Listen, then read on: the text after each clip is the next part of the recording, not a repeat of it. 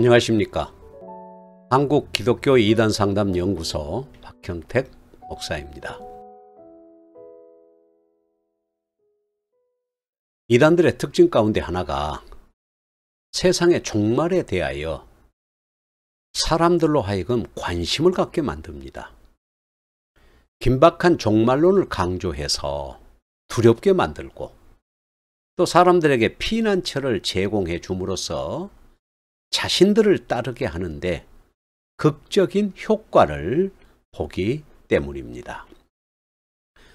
요즘 유튜브 동영상을 보면 이단들이 세상의 마지막 종말에 대한 내용으로 수없이 많이 올리고 있어서 홍수를 이루고 있는 것을 볼 수 있습니다. 휴거, 적그리스도의 출현, 666 짐승의 표, 베리치, 7년 대환란, 아마겟돈 전쟁, 지구의 재종말, 3차 대전쟁, 루시퍼와 사탄의 전쟁, 마지막 대재앙 등 사람들을 불안하게 하는 내용들이 수없이 많습니다. 다 이단들이 만들어낸 가상 시나리오라고 생각이 됩니다. 물론 주님께서 재림하시기 전에 세상은 극도로 타락하여서 혼란스러울 것을 말씀하셨기 때문에 전쟁과 기근과 지진이 있고 여러 가지 혼란이 있다는 사실은 우리가 잘 알고 있습니다. 수많은 거짓 그리스도들과 거짓 선지자들이 나타나서 할 수만 있으면 하나님의 택하신 자들까지 미혹할 것이니 미혹을 받지 않도록 사람들에 대해서 주의하라고 주님이 말씀하셨습니다. 그러나 세상의 종말에 대한 두려움 때문에 방황하거나 겁먹지 말라는 말씀은 전혀 없습니다. 신자는 세상의 종말에 닥쳐오는 재앙이나 환란이 두려운 것이 아니라 주님의 재림 때에 알곡으로 추수되지 못하고 가라지로 추수되는 것이 두려운 것이고, 주님이 양과 염소를 구분하실 때 양이 아니라 염소로 구분될까 두려운 것이지요. 주님 나라에서 주님과 함께 주인의 즐거움에 참여할 자가 되지 못하고 바깥 어두운 데 쫓겨나 이를 갈며 슬피 울게 될까 두려운 것이 아니겠습니까? 우리가 종말을 논할 때 두 가지 종말이 있습니다. 하나는 주님의 재림으로 이루어지는 세상의 마지막 종말입니다. 또 하나는 개인의 죽음을 의미하는 개인의 종말입니다. 개인의 종말이든지 주님이 재림하셔서 오시는 세상의 종말이든지 반드시 종말이 온다는 것은 사실입니다. 불신자들은 이 종말을 두려움과 공포스러움으로 맞이하겠지만 신자는 두려움이 아니라 새로운 소망 가운데서 맞아들이게 되는 사람들입니다. 신자는 개인의 종말을 맞이할 때 영원한 구원에 참여하게 되고 천국에 들어가게 되니 큰 기쁨이요, 주님의 재림으로 세상의 종말이 올 때는 공중으로 들여 올려서 공중에서 주님을 영접하게 되고 영원한 생명의 부활로 나오게 되니까 얼마나 놀라운 일이겠습니까? 세상의 종말이 어떤 식으로 전개되고 어떤 사건이 일어나며 어떤 일들이 벌어질지 우리는 다 알 수 없습니다. 신자는 그것이 두려운 것이 전혀 없지요. 대신에 주님의 재림으로 말미암아 세상이 종말을 고하고 주님께서 마지막 심판과 구원을 행하실 때인데, 그때 영원한 구원과 영원한 멸망, 생명의 부활과 심판의 부활로 이제 나누어지게 되지 않겠습니까? 이때 우리가 심판의 대상이 아니라 구원의 자리에 있으며 심판의 부활에 참여할 자가 아니라 생명의 부활에 참여할 자가 되는 것이 정말 중요한 일이 아닐 수 없습니다. 따라서 세상 종말이 어떻게 이루어지는지에 대한 관심보다 내가 하나님의 택한 백성으로 구원을 받아 하나님의 자녀가 되어 내 개인의 종말을 맞이하느냐 하는 것이 중요하다 하는 것입니다. 하나님의 자녀가 되어 구원받은 백성은 주님의 재림 전에 죽든지 주님이 재림하실 때 살아있든지 간에 생명의 부활에 참여할 자들이기 때문입니다. 주님이 재림 전에 세상의 형편이 어떻게 돌아가느냐 하는 것은 우리의 관심사가 아닙니다. 그보다 더 중요한 관심사는 주님께서 마태복음 25장을 통해서 말씀하신 주님이 오실 때까지 어떻게 살아가느냐 하는 것이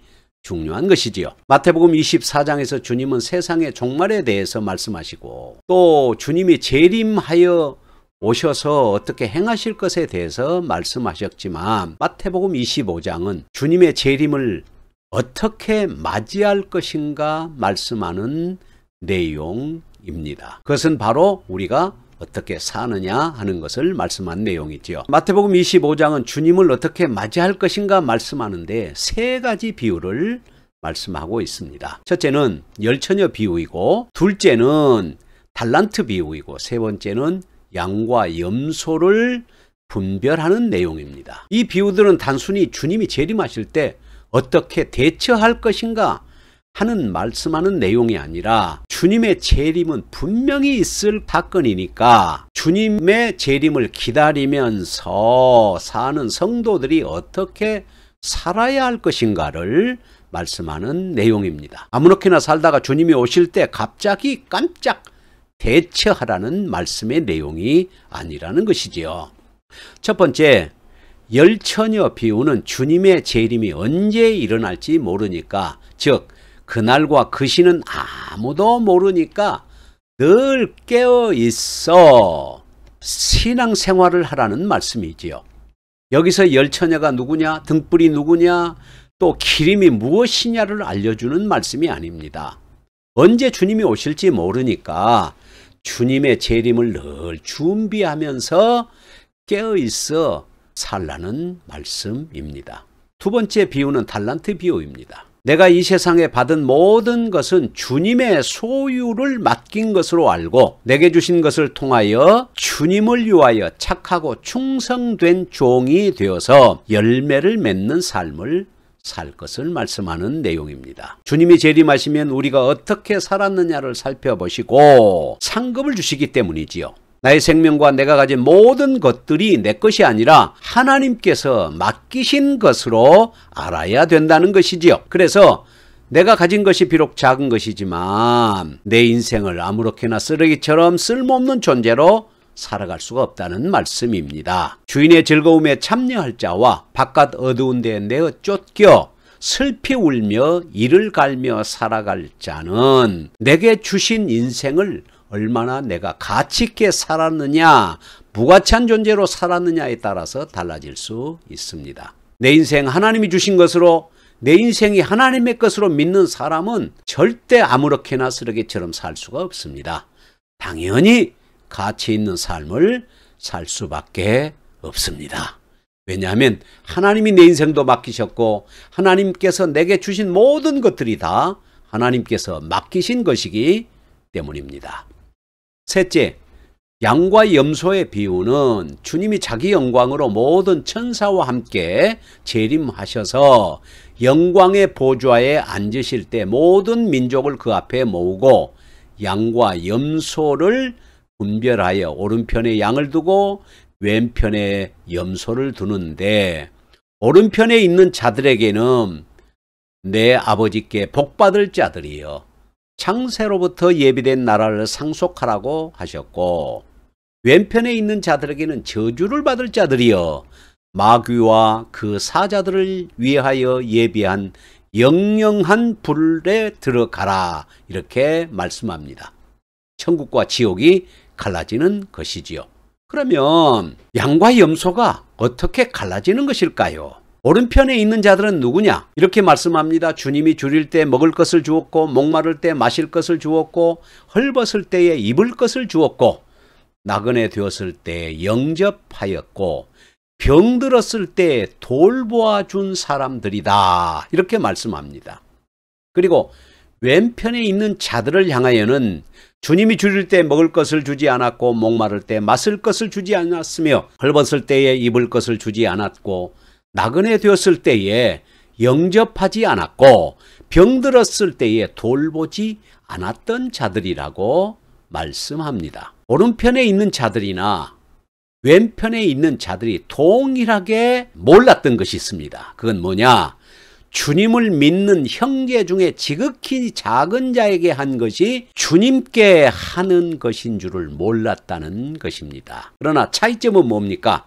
오른편에 있는 사람들은 지극히 작은 형제에게 하는 것이 주님께 하는 것인 줄 모르면서도 형제들에게 선하고 착한 일, 사랑을 베풀었다는 것이고, 왼편에 있는 자들은 사실은 몰라서 형제들에게 하는 것이 주님께 한 것인지 몰라서 못한 것 같지만 사실은 사랑이 필요한 형제들을 사랑이 필요함에도 불구하고 사랑하지 않았다는 것이요, 도움이 필요해도 도움을 주지 않았다는 것입니다. 주님을 사랑하는 것은 주님께 속한 형제 중에 가장 작은 자에게 한 것이 곧 연약한 자, 사랑이 필요한 자, 도움이 필요한 자를 돕는 것이라고 주님이 말씀하신 것이죠. 주님이 재림하실 때 하나님의 나라를 상속받을 자들이 어떻게 세상을 살아가는가 하는 것에 대해서 분명히 말씀하시는 내용입니다. 이러한 삶은 한순간에 되는 일이 아니라 우리의 매일 일상에서